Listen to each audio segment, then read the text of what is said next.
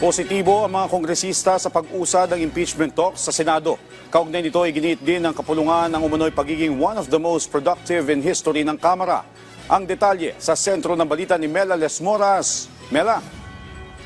Joshua, ikinalugod ng liderato ng Kamara ang pag-usad ng mga hakbang sa Senado para sa impeachment trial ni Vice President Sara Duterte. Ayon kay House spokesperson Attorney Princess Abante, nakahanda na ang House Prosecution Team para sa paglilitis at inaabangan na nila ang kanilang pagharap sa Senado.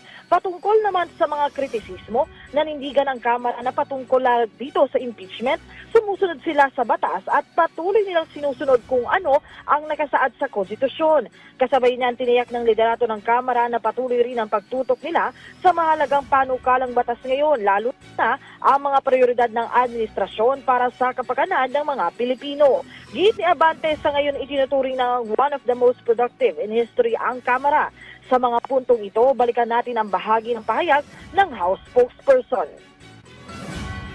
The House of Representatives welcome this development. Ginalaw na po ang baso.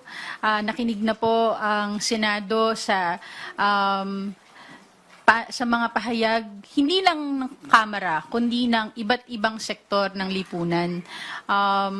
Inaantay, at again, handa naman na po ang Kongreso, ang House of Representatives sa kanilang role sa impeachment trial. Nakapaghanda na po ang ating mga House prosecutors at patuloy na naghahanda at inaantabayanan natin ang formal na pagsimula ng impeachment trial.